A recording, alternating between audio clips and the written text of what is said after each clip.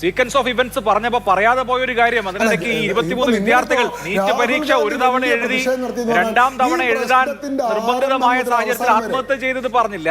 ഈ 23 ദിവസം സമരം ചെയ്തിട്ടും ഇവരെ ഒന്ന് അറ്റൻഡ് ചെയ്യാൻ തയ്യാറായില്ല എന്ന കാര്യം പറഞ്ഞില്ല. ഹൈ സെക്യൂരിറ്റി സോൺ ആയിട്ടുള്ള പാർലമെന്റിലേക്ക് ഈ വിദ്യാർത്ഥികൾ മാർച്ച് ചെയ്യാൻ തുടങ്ങിയപ്പോ എന്തായാലും ജെ പി നദ്ദ 10 മിനിറ്റെങ്കിലും അപ്പോയിന്റ്മെന്റ് കൊടുത്തല്ലോ. ഇവർ ധർമ്മസമരം നടത്തിയിട്ട് 23 ദിവസം സമരം നടത്തിയിട്ട് പുതപ്പിൽ ചുരുട്ടിക്കൊണ്ടുപോകല്ലാതെ ഇവരെ സമരത്തെ അഭിസംബോധന ചെയ്യാനോ സമരക്കാരെ ചർച്ചയ്ക്ക് വിളിക്കാനോ തയ്യാറായോ? ഇല്ലല്ലോ. ഇന്നലെ ഈ മാർച്ച് തുടങ്ങിയതിനു ശേഷം ജെ പി നദ്ദ 10 മിനിറ്റെങ്കിൽ 10 മിനിറ്റ് കൊടുത്തല്ലോ. അതിനാടകീയമായിട്ടുള്ള വാചകമടിയൊന്നും നടത്തണ്ട.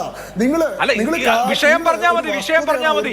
താങ്കൾ പറഞ്ഞ 23 ദിവസം സമരം നടത്തിയിട്ട് അവരെ, ആ സമരക്കാരെ ഒന്ന് കേൾക്കാൻ, സമരമല്ലേ, ആ സമരക്കാരെ ഒന്ന് കേൾക്കാൻ തയ്യാറായോ സർക്കാർ? ജനാധിപത്യമല്ലേ രാജ്യത്ത്?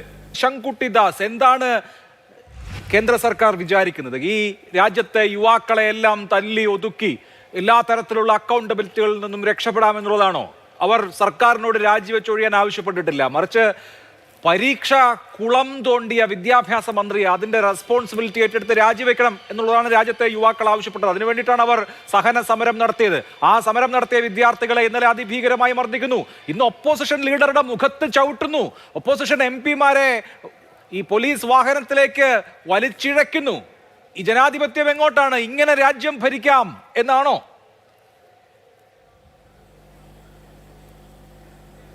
ശ്രീ അഭിലാഷ് മോഹൻ, ഈ ചർച്ച ആദ്യം മുതൽ കാണുന്ന ആളുകൾക്ക് ഡൽഹിയിൽ നിന്ന് നിങ്ങളുടെ പ്രതിനിധിയായിട്ടുള്ള ശ്രീ ബാലഗോപാൽ ബി നായർ പറഞ്ഞ കാര്യവും നിങ്ങൾ പറഞ്ഞ കാര്യവും തമ്മിലുള്ള വൈരുദ്ധ്യം മനസ്സിലാവും എന്നാണ് ഞാൻ വിചാരിക്കുന്നത്. കാരണം ശ്രീ ബാലഗോപാൽ റിപ്പോർട്ട് ചെയ്യുന്ന സമയത്ത് അദ്ദേഹം പറഞ്ഞ കാര്യം, ഇടയ്ക്ക് രാഹുൽ ഗാന്ധി താഴെ വീഴുന്നത് കണ്ടു, അദ്ദേഹം മുഖം മറച്ചിരിക്കുന്നത് കണ്ടു, അദ്ദേഹത്തിന്റെ മുഖത്ത് പോലീസ് ചവിട്ടിയെന്ന് ചില ആളുകൾ ആരോപിക്കുന്നതായി കേട്ടു, പക്ഷെ അതുമായി ബന്ധപ്പെട്ട തെളിവുകൾ നമുക്ക് കിട്ടിയിട്ടില്ല. രാഹുൽ ഗാന്ധി മുഖം മറച്ചുകൊണ്ടാണ് മാധ്യമങ്ങളോട് പിന്നീട് സംസാരിച്ചതെന്നാണ്. അടുത്ത കൂട്ടത്തിൽ അങ്ങ് സംസാരിക്കുമ്പോൾ പ്രതിപക്ഷ നേതാവിന്റെ മുഖത്ത് ചവിട്ടി എന്നതൊരു സ്ഥാപിത സത്യമായിട്ട് അങ്ങ് സംസാരിക്കും. അങ്ങയുടെ പക്ഷം പ്രതിപക്ഷ നേതാവിന്റെ മുഖത്ത് മുറിവുണ്ട്, അതിപ്പോ ആ ദൃശ്യം കണ്ടാ അറിയാലോ. പ്രതിപക്ഷ നേതാവിന്റെ മുഖത്ത് ചവിട്ടി എന്ന് ഡൽഹിയിലുള്ള നിങ്ങളുടെ റിപ്പോർട്ടർക്ക് സ്ഥിരീകരിക്കാൻ പറ്റിയിട്ടില്ല. അയാൾ പറഞ്ഞു എന്ന വിവരം വെച്ച് ഇവിടെ വാർത്ത അവതരിപ്പിക്കുന്ന നിങ്ങൾ ചവിട്ടിയത് നിങ്ങൾ കണ്ടതുപോലെ പറയണം. പ്രതിപക്ഷ നേതാവിന്റെ മുഖത്ത് ചോര പൊടിയുന്ന ദൃശ്യങ്ങളില്ലേ, അതിപ്പോ ശങ്കുട്ടിദാസിനും കണ്ടൂടെ? ശരി പ്രതിപക്ഷ നേതാവിന്റെ മുഖത്ത് ചോര ഒലിക്കുന്ന ദൃശ്യങ്ങളുണ്ട്. അതേപോലെ തന്നെ KSU സമരത്തിൽ ആളുകൾ ചോര ഒലിപ്പിക്കുന്ന ദൃശ്യങ്ങൾ നമ്മൾ കണ്ടിട്ടുണ്ട്. അതൊക്കെ എങ്ങനെയാണ് ഉണ്ടായത് എന്നുള്ളത് നമ്മൾ കണ്ടിട്ടുണ്ട്. ഇതൊക്കെ അവിടെ ആളുകൾ ഇന്റർനെറ്റ് സാക്ഷരതയുള്ള കാലഘട്ടത്തിൽ ഇത് ആളുകൾ രാവിലെ തൊട്ട് വൈകുന്നേരം വരെ കണ്ടുകൊണ്ടിരിക്കുകയാണെന്നും നിങ്ങളുടെ വൈകുന്നേരത്തെ ചർച്ചയിൽ നിങ്ങൾ അവതരിപ്പിക്കുന്ന അജണ്ട വെച്ചിട്ടുള്ള നരേറ്റീവ് കൊണ്ടല്ല ആളുകൾ സത്യങ്ങൾ മനസ്സിലാക്കുന്നതും നിങ്ങൾ മനസ്സിലാക്കിയാൽ മതി. ഈ ചർച്ചയിൽ ഇപ്പോൾ കോൺഗ്രസിന്റെ പ്രതിനിധിയായിട്ടുള്ള ഡീൻ കുര്യാക്കോസ് പങ്കെടുത്തല്ലോ. അദ്ദേഹത്തെ പോലീസ് വാഹനത്തിലേക്ക് കയറ്റുന്നതിന് മുൻപ് മർദ്ദിക്കുന്നതായി കണ്ടു എന്ന് നിങ്ങൾ പറഞ്ഞു.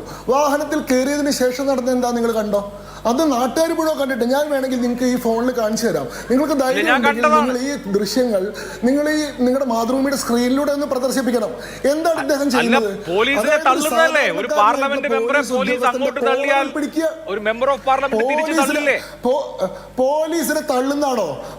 തള്ളുന്നാണോ? എത്ര നിങ്ങൾ ലളിതവൽക്കരിച്ചു.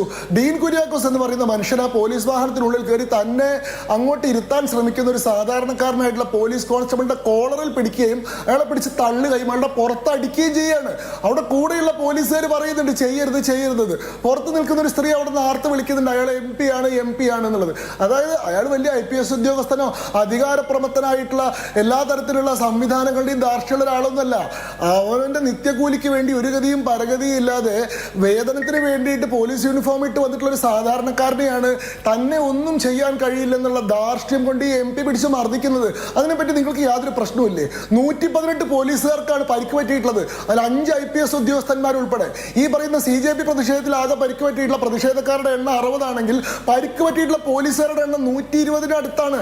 അതിൽ നിങ്ങൾക്ക് യാതൊരു പ്രതിഷേധവും ഇല്ലേ? ഈ പാർലമെന്റ് എന്ന് പറയുന്നത് ഒരു ഹൈ സെക്യൂരിറ്റി സോണാണ്. അത് പണ്ട് തൊട്ടേ അങ്ങനെയാണ്. 2001 പാർലമെന്റ് അറ്റാക്കിന് ശേഷം അവിടെ അമിതമായിട്ടുള്ള സുരക്ഷയുണ്ട്. ആ മേഖലയിലേക്ക് യാതൊരു തരത്തിലുള്ള പ്രകടനങ്ങളോ പ്രതിഷേധങ്ങളോ അനുവദിക്കാറില്ല. ഇനി എന്തെങ്കിലും തരത്തിലുള്ള മാർച്ച് നിങ്ങൾ നടത്തണമെങ്കിൽ നിങ്ങൾ ഡൽഹി പോലീസിൽ നിന്ന് മുൻകൂറായിട്ട് അപേക്ഷ കൊടുത്ത് നിങ്ങൾ അനുമതി മേടിക്കണം. ഈ ഈ CJP പ്രൊട്ടസ്റ്റിന് വേണ്ടിയിട്ട് എന്തെങ്കിലും അപേക്ഷ കൊടുത്തിട്ടുണ്ടോ?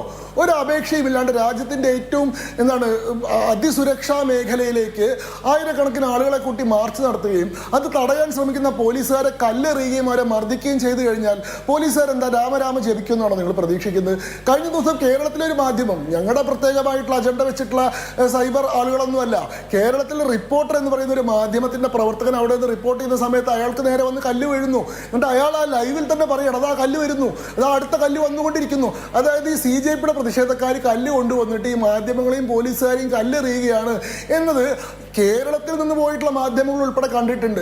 ഇത് നിങ്ങൾക്ക് പ്രശ്നമല്ലെങ്കിൽ ഇന്ത്യയുടെ പാർലമെന്റിലേക്ക് പ്രതിഷേധ സമരം നടത്തിയിട്ട് അക്രമം നടത്തി പോലീസുകാരെ ആക്രമിച്ചു കഴിഞ്ഞാൽ അവർക്ക് ഒന്നും ചെയ്യാൻ പറ്റില്ല. അത് സ്വാഭാവികമായിട്ടുള്ള രോഷമായി കണ്ട് പോലീസുകാർ നമസ്കരിക്കണം എന്ന് പറഞ്ഞു കഴിഞ്ഞാൽ അങ്ങനെയല്ല ഈ രാജ്യത്തിന്റെ വ്യവസ്ഥ പ്രവർത്തിക്കുന്നതെന്ന് നിങ്ങളെയും ഇത് കാണുന്ന ആൾക്കാരെയും ഒന്ന് ബോധ്യപ്പെടുത്തണമെന്ന് ഞാൻ ആഗ്രഹിക്കുകയാണ്.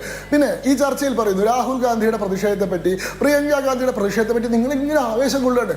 എവിടെയായിരുന്നു സാർ ഈ രാഹുൽ ഗാന്ധി? ഈ പ്രതിഷേധം തുടങ്ങിയിട്ട് എത്ര കാലമായി? ഈ പറയുന്ന നീറ്റ് ചോദ്യപേപ്പർ ചോർച്ച ഉണ്ടായത് മെയ് 3-ാം തീയതിയാണ്. അതിനുശേഷം നീറ്റ് എക്സാം രണ്ടാമത് റീനോട്ടിഫൈ ചെയ്തു.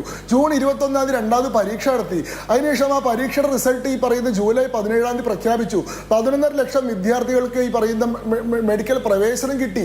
ഇതിനിടയിൽ CBIയുടെ അന്വേഷണം ഉണ്ടായി. ഇതുമായി ബന്ധപ്പെട്ടിട്ടുള്ള ഉന്നത തലത്തിലുള്ള ആളുകൾ ഉൾപ്പെടെ അറസ്റ്റ് ചെയ്യപ്പെട്ടു. ജൂൺ 6-ാം തീയതി മുതൽ ഈ പറയുന്ന ഡൽഹിയിലെ ജന്തർ മന്ദറിൽ CJPയുടെ പ്രതിഷേധം തുടങ്ങി. ജൂൺ 27-ാം തീയതി മുതൽ സോനം വാങ്ചുക്ക് അവിടെ നിരാഹാരം തുടങ്ങി. ഈ പറയുന്ന ജൂൺ 19-ാം തീയതി 21-ാമത്തെ ദിവസം അദ്ദേഹത്തെ പോലീസ് അവിടെ നിന്ന് ഡൽഹി ഹൈക്കോടതിയുടെ നിർദ്ദേശത്തിന്റെ അടിസ്ഥാനത്തിൽ അറസ്റ്റ് ചെയ്ത് സഫ്ദർജംഗ് ഹോസ്പിറ്റലിലേക്ക് മാറ്റി. 21 ദിവസവും രാഹുൽ ഗാന്ധി അങ്ങോട്ട് പോയിട്ടില്ല. സ്ഥലം സന്ദർശിച്ചിട്ടില്ല. ഈ സീക്വൻസ് ഓഫ് ഇവന്റ്സ് പറഞ്ഞപ്പോ പറയാതെ പോയൊരു കാര്യം, അതിനിടയ്ക്ക് ഈ 23 വിദ്യാർത്ഥികൾ നീറ്റ് പരീക്ഷ ഒരു തവണ എഴുതി 2ാം തവണ എഴുതാൻ നിർബന്ധിതമായ സാഹചര്യത്തിൽ ആത്മഹത്യ ചെയ്തത് പറഞ്ഞില്ല. ഈ 23 ദിവസം സമരം ചെയ്തിട്ടും ഇവരെ ഒന്ന് അറ്റൻഡ് ചെയ്യാൻ തയ്യാറായില്ല എന്ന കാര്യം പറഞ്ഞില്ല. ഹൈ സെക്യൂരിറ്റി സോൺ ആയിട്ടുള്ള പാർലമെന്റിലേക്ക് ഈ വിദ്യാർത്ഥികൾ മാർച്ച് ചെയ്യാൻ തുടങ്ങിയപ്പോ എന്തായാലും JP നദ്ദ 10 മിനിറ്റെങ്കിലും അപ്പോയിന്റ്മെന്റ് കൊടുത്തല്ലോ. ഇവർ ധർമ്മസമരം നടത്തിയിട്ട് 23 ദിവസം സമരം നടത്തിയിട്ട് പുതപ്പിൽ ചുരുട്ടിക്കൊണ്ടുപോകല്ലാതെ ഇവരെ സമരത്തെ അഭിസംബോധന ചെയ്യാനോ സമരക്കാരെ ചർച്ചയ്ക്ക് വിളിക്കാനോ തയ്യാറായോ? ഇല്ലല്ലോ. ഇന്നലെ ഈ മാർച്ച് തുടങ്ങിയതിനു ശേഷം JP നദ്ദ 10 മിനിറ്റെങ്കിൽ 10 മിനിറ്റ് കൊടുത്തല്ലോ. അതിനാടകീയമായിട്ടുള്ള വാചകമടി ഒന്നും നടത്തണ്ട. വിഷയം പറഞ്ഞാൽ മതി. താങ്കൾ പറഞ്ഞ 23 ദിവസം സമരം നടത്തിയിട്ട് അവരെ ആ സമരക്കാരെ ഒന്ന് കേൾക്കാൻ, സമരമല്ലേ, ആ സമരക്കാരെ ഒന്ന് കേൾക്കാൻ തയ്യാറായോ സർക്കാർ? ജനാധിപത്യമല്ലേ രാജ്യത്ത്? അല്ല ശരിയാ, നിങ്ങൾ പറയുന്നതൊക്കെ ഞാൻ കേൾക്കാം. പക്ഷേ ഒരൊറ്റ കാര്യം മാത്രമേ എനിക്ക് പറയാനുള്ളൂ. ഇപ്പൊ നിങ്ങൾ പറഞ്ഞു സോനം വാങ്ചുക്കിന് 21-ാം ദിവസം പുതപ്പിൽ ചുരുട്ടിക്കൊണ്ടുപോയി എന്ന്. 21 ദിവസം നിരാഹാരം നടത്തിയിട്ട് പൊട്ടാഷ്യം ലെവലും സോഡിയം ലെവലും താഴെയായിട്ട് ജീവൻ തന്നെ അപകടത്തിലായിട്ടുള്ള ഒരാളെ നടത്തിക്കൊണ്ടുപോകാൻ പറ്റുമോ പോലീസിന്? പോലീസ് അദ്ദേഹത്തെ ഹോസ്പിറ്റലിലേക്ക് മാറ്റുന്നത് കോടതിയുടെ നിർദ്ദേശപ്രകാരമാണ്.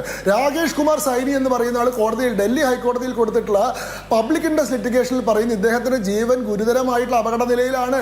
ഇദ്ദേഹത്തെ ഹോസ്പിറ്റലാക്കുകയും ഫോഴ്സ് ഫീഡിംഗ് ഉൾപ്പെടെയുള്ള മെഷേഴ്സിലേക്ക് കടക്കുകയും ചെയ്തിട്ടില്ലെങ്കിൽ ഇദ്ദേഹത്തിന്റെ ജീവൻ അപകടത്തിലാവുമെന്ന് പറയുന്നു. അതിന്റെ അടിസ്ഥാനത്തിൽ ബഹുമാനപ്പെട്ട ഡൽഹി ഹൈക്കോടതി പുറപ്പെടുവിച്ചിട്ടുള്ള ഉത്തരവിൽ പറയുന്നു അദ്ദേഹത്തെ ഒരു മെഡിക്കൽ ടീമിനെ വെച്ച് സൂപ്പർവിഷൻ നടത്തണം. ആ സൂപ്പർവിഷന്റെ അടിസ്ഥാനത്തിൽ അദ്ദേഹത്തിന് അപകടനില ഉണ്ടെങ്കിൽ അദ്ദേഹത്തെ വേണമെങ്കിൽ ഹോസ്പിറ്റലിലേക്ക് മാറ്റണം. ആവശ്യമെങ്കിൽ നിർബന്ധമായി ഭക്ഷണം കൊടുക്കുന്നത് ഉൾപ്പെടെയുള്ള നടപടികളിലേക്ക് തിരിയണം എന്ന് ഡൽഹി ഹൈക്കോടതി പറഞ്ഞു.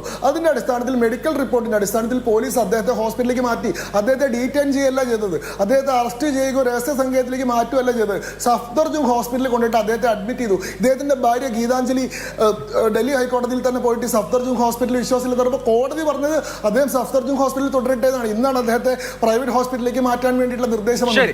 അപ്പോൾ അയാളുടെ ജീവൻ സംരക്ഷിക്കാൻ ആവശ്യമായിട്ടുള്ള നടപടിയാണ് സർക്കാർ സ്വീകരിച്ചത്. ഞാൻ മുഴുവൻ പറയട്ടെ, നിങ്ങൾ ഒന്ന് നിർത്തൂ.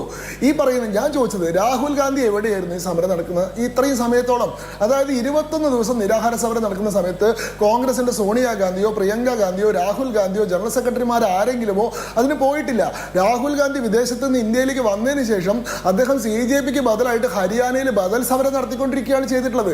ഇപ്പോൾ സോനം വാങ്ചുക്കിനെ ഈ പറയുന്ന പോലെ ഹോസ്പിറ്റലിലേക്ക് മാറ്റുകയും ഇവർ ഈ പാർലമെന്റ് മാർച്ച് നടത്തുകയും പാർലമെന്റ് മാർച്ച് അക്രമാസക്തമാവുകയും സ്വാഭാവികമായിട്ടുള്ള നടപടികളിലേക്ക് പോലീസ് തിരികെയും ചെയ്ത ഘട്ടത്തിൽ ഇത് കേന്ദ്ര സർക്കാരിനെതിരെയുള്ള ഒരു പ്രതിഷേധമാക്കി മാറ്റണം എന്ന ദുരുദ്ദേശത്തോടു കൂടിയിട്ടല്ലേ ഡൽഹിയിലേക്ക് എത്തിയിട്ടുള്ളത്. ഞാൻ ചോദിക്കട്ടെ, ഈ പറയുന്ന 2026 നീറ്റ് പേപ്പർ ലീക്ക് ഇന്ത്യയിൽ ആദ്യത്തെ സംഭവമാണോ? 2013 ആദ്യമായിട്ട് നീറ്റ് UPA സർക്കാരിന്റെ കാലത്ത് ഇൻട്രൊഡ്യൂസ് ചെയ്ത സമയത്ത് ആ പരീക്ഷ തന്നെ സുപ്രീം കോടതി ഇടപെട്ട് കോഷ് ചെയ്തിട്ടില്ലേ? 2004 UPSCയുടെ ചോദ്യ പേപ്പർ, അതായത് ഇന്ത്യയിലെ സിവിൽ സർവീസ് എക്സാമിനേഷൻ. ശരി, നമുക്ക് അതിന്റെ വിശദാംശങ്ങൾ എനിക്കൊരു ഇടവേള എടുക്കാനുള്ള സമയം അതിക്രമിച്ചു. അക്കൗണ്ടബിലിറ്റി എവിടെ എന്നുള്ളതാണല്ലോ അതിലെ ഫണ്ടമെന്റൽ ആയിട്ടുള്ള ചോദ്യം. ഒരു ഇടവേളയ്ക്ക് ശേഷം അത്